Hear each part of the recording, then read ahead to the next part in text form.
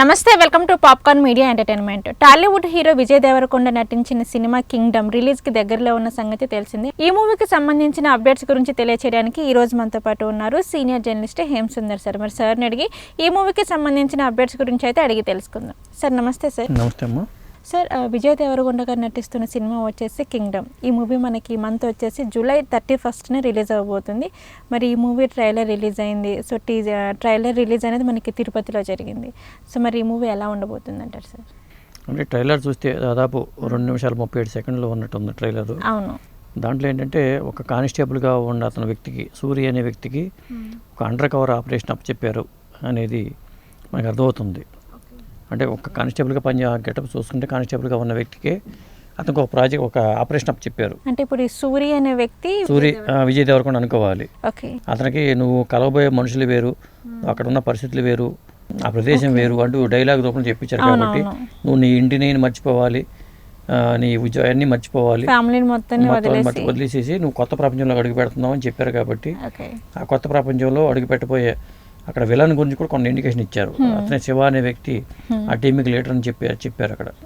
కాబట్టి ఆ శివకి ఇతనికి క్లాషెస్ ఎందుకు వస్తాయి, ఎందుకు అక్కడికి వెళ్లాల్సి వచ్చింది, ఆపరేషన్ ఏంటి, ఇలాంటి సస్పెన్స్ అయితే ఉంది.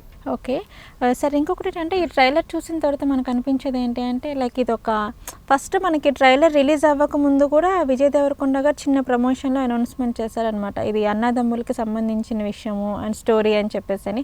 బట్ ఈ ట్రైలర్లో కూడా అదే కనిపిస్తుంది సార్. ఇక్కడ ఎవరు అన్న ఎవరు తమ్ముడు అంటారు? అంటే నేను అనుకోవటం సత్యదేవ్ అన్న అనుకుంటున్నాను నేను. అంటే చిన్నప్పుడు పిల్లలు కుస్తీ పడుతున్న సన్నివేశం ఉంది కదా, అక్కడ మెడక పట్టుకుని మళ్ళీ అక్కడ అవునవును జైల్లో కూడా అక్కడ ఆ ఫైట్ కూడా ఉంది.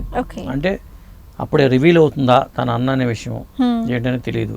ఇంకొకటి ఏంటంటే హీరోయిన్తో కూడా భాగ్యశ్రీ బోర్సేతో కూడా ఒక డైలాగ్ చెప్పించారు, నీ అన్న పెద్ద రౌడీ, అనుకున్నంత మంచివాడు కాదు అనే డైలాగ్ ద్వారా చెప్పించారు.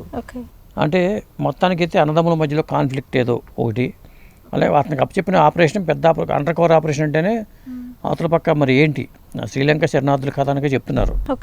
అంటే అక్కడ వెళ్ళిన తర్వాత అన్న కూడా అక్కడే ఉంటాడా, అక్కడ కలుసుకుంటాడా, ఏమిటి అనేది మనకి కథాపరంగా రివీల్ అవ్వడానికి అవకాశం లేదు. అంటే మనకి ట్రైలర్ చూసిన తర్వాత ఏమైనా మనం గెస్ట్ చేసే ఛాన్సెస్ ఉండొచ్చు అంటారా సార్? ఆ స్టోరీ ఇది ఇలా ఉండబోతుంది. ఓవరాల్గా ఏంటంటే శ్రీలంక శరణార్థులకి సంబంధించిన కథగా మనం అనుకోవచ్చు.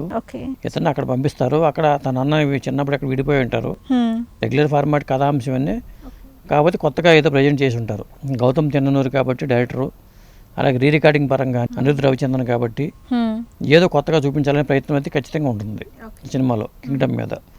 కాబట్టి విజయ్ దేవరకొండ కూడా హీరోగా అతను మళ్ళీ ఒక సక్సెస్ కోసం ఎదురు చూస్తున్నాడు, మంచి సక్సెస్ కోసం. ఎందుకంటే ఆ మంచి సక్సెస్లు తక్కువ ఉన్నాయి అతను. ఎందుకంటే అర్జున్ రెడ్డి కానీ ఆ గీతా గోవిందం కానీ ఆ సినిమాల తర్వాత ఆ రేంజ్ హిట్స్ రాలా విజయ్ దేవరకొండకి. అంత హిట్స్ రావాల్సిన అవసరం ఉంది. ఆ లోటుని కింగ్డమ్ భర్తీ చేస్తుందా లేదా అనేది ఇక్కడ కీలకమైన అంశం. ఓకే సార్, కింగ్డమ్ మనకి టీజర్ కానీ ట్రైలర్ కానీ రిలీజ్ అవ్వకముందు ఏంటంటే చాలామందికి కింగ్డమ్ మూవీ మీద కొన్ని హోప్స్ ఉండే అనమాట. మూవీ చాలా బాగుంటుంది అని చెప్పేసి అని. అందులోనూ ఏంటంటే విజయ్ దేవరకొండ గారి లుక్స్ చూసిన తర్వాత చాలామందికి ఎక్స్పెక్టేషన్స్ అనేవి హైప్లోకి వెళ్ళిపోయినాయి. బట్ ఈ ట్రైలర్ రిలీజ్ అయిన తర్వాత కూడా ఎక్స్పెక్టేషన్స్ ఇంకా పెరిగి ఉండొచ్చు అనుకోవచ్చు. ఎందుకంటే రఫ్ క్యారెక్టర్ ఇస్తే అతను ఆడుకుంటాడు. Rough and rugged character, rowdy hero అని పేరు ఉంది కాబట్టి ఈ తరహా పాత్రలు వస్తే విజయ్ దేవరకొండ ఖచ్చితంగా ఒక పాత్రలో ఇదైపోతాడు. జనాలు కూడా బాగా దగ్గర అవుతాడు. అతను పూర్తిగా మాస్ అపీల్ ఉన్న హీరో కాబట్టి ఖచ్చితంగా అతను ఎలా వాడుకోవాలనేది గౌతమ్ తిన్నూరు తెలుసు. కాబట్టి వాళ్ళు కూడా ప్రమోషన్ వర్క్ కింద వాళ్ళు స్టార్ట్ చేశారు. ఈ సినిమా ప్రమోషన్ పరంగా ఒక పాడ్కాస్ట్ చేశారు వాళ్ళు. సందీప్ రెడ్డి వంగ నేను గౌతమ్ తిన్నూరి విజయ్ దేవరకొండ ఈ ముగ్గురు కూర్చోబెట్టి పాడ్కాస్ట్ చేశారు. అక్కడ సందీప్ రెడ్డి వంగ అడిగే ప్రశ్నలన్నిటికీ సమాధానం చెప్పడం కానీ చూస్తుంటే ఒక ఇంట్రెస్ట్ క్రియేట్ అయింది. ఆ పాడ్కాస్ట్ కూడా బాగా వైరల్ అయింది, చాలా వైరల్ అయింది. బట్ మీకు అది చూసిన తర్వాత మీకు ఏమనిపించింది సార్? అసలు అందులో కొన్ని సందర్భాలు కానీ కొన్ని సిచ్యువేషన్స్ అంటే ఒకటి ఏమనిపించింది అంటే వేరే సినిమాల ప్రమోషన్ వర్క్ ఏదో రకరకాలు చేస్తున్నారు కదా, ఈ తరహాలోనే గతంలో కొంతమంది చిన్న అటెంప్ట్ చేశారు. రాజమౌళి గారితో కొన్ని గతంలో ఉన్నాయి, రాజమౌళి గారు కూడా కొన్ని చేశారు ప్రయోగాలు. ఇది కూడా ఒక ప్రయోగాత్మకంగా ఉంది. ఈ పాడ్కాస్ట్ కూడా ఒక ప్రయోగాత్మకంగా ఉంది. సినిమా ప్రమోషన్స్ని రకరకాల ఛానల్స్లో ఇంటర్వ్యూలు ఇవ్వడం వేరు, ఒక డైరెక్టర్తో కూర్చొని చేయించుకోవడం వేరు. ఇది ఈ తరహా ప్యాటర్న్ పెరిగే అవకాశం ఉంది. ముందు కూడా ఈ తరహాలోనే ఎవరినో చేసుకొచ్చి, ఇప్పుడు సుమా యాంకరింగ్ సుమాని తీసుకొచ్చి కొంతమంది చేస్తుంటారు. సుమా చేయటం వేరు, ఒక సినిమా డైరెక్టర్నో ఒక హీరోనో పట్టుకొచ్చి క్వశ్చన్స్ అడిగించుకోవటం వేరు. ఇది ఇది అడిగి మళ్ళీ దీన్ని వాళ్ళు వైరల్ చేసుకుంటున్నారు.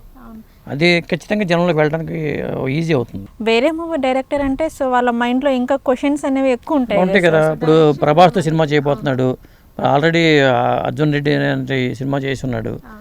కాబట్టి ఖచ్చితంగా అతను ఇంటర్వ్యూలు చేయడం అనేది ఒక హైలైట్ అంశం అని చెప్పాలి. నాకు ఇంకొక విషయం ఏంటంటే సార్, ఈ పాడ్కాస్ట్ ఇంటర్వ్యూలో కూడా ఏంటంటే విజయ్ దేవరకొండ గారు అడిగినట్టున్నారు. సో స్పిరిట్ ప్రభాస్ గారితో చేస్తున్నారు కాబట్టి సందీప్ రెడ్డి వంగ గారు, సో ఎప్పుడు స్టార్ట్ అవబోతుంది? అవును, స్పిరిట్ సంబంధించిన అప్డేట్స్ కూడా వచ్చినాయి బయట.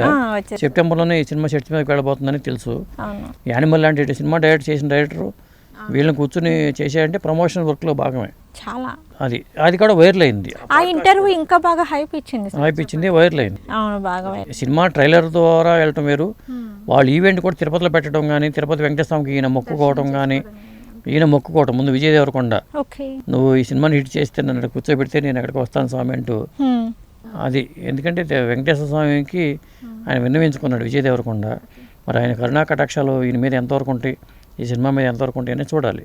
అంటే ఈ ట్రైలర్ చూసిన తర్వాత ఏంటంటే మొత్తం ఒకటి మీరు చెప్పినట్టుగానే ఒక అండర్ గ్రౌండ్ ఆపరేషన్ అని అనిపించింది. బట్ ఏమన్నా లవ్ స్టోరీ ఉండే ఛాన్సెస్ ఏమైనా ఉండే? భాగ్యశ్రీ బోర్షిత్ కొన్ని సన్నివేశాలు కనిపిస్తున్నాయి. అవును, అంటే మరి సూరి అనే పాత్ర శివ అనే పాత్రకి మధ్యలో సూర్య అనే శివ అయి ఉండొచ్చు, బహుశా మేబీ అవకాశం ఉంది. సత్యదేవ్ అనే పాత్ర పోషించుండొచ్చు. అలా కాకుండా ఇంకో కొత్త పాత్ర ఏదో ఎంటర్ అవుతున్నట్టుగా మనకు చూపించారు క్లైమాక్స్లో. కాంతార తరహాలో ఒక అతను చూపించాల, అది ఎవరై ఉంటారు. ఎందుకంటే అందుకే టీచర్ వచ్చినప్పుడు ఎన్టీఆర్ వాయిస్ ఓవర్ ఇచ్చారు.